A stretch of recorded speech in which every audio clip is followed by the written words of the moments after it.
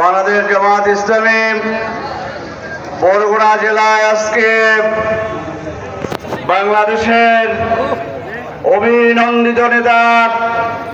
বাংলাদেশের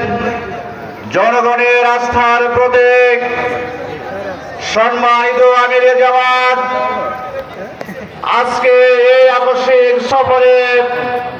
এই পথসভায় উপস্থিত সংগ্রামী বরগুনাবাসী, মঞ্চে উপবিষ্ট সংগ্রামী জামাত নেতৃবৃন্দ, সুধীবৃন্দ,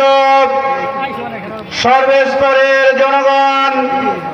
আইন শৃঙ্খলা বাহিনীর জনগণ এবং আমার সামনে উপস্থিত সম্মানিত বরগুনাবাসী,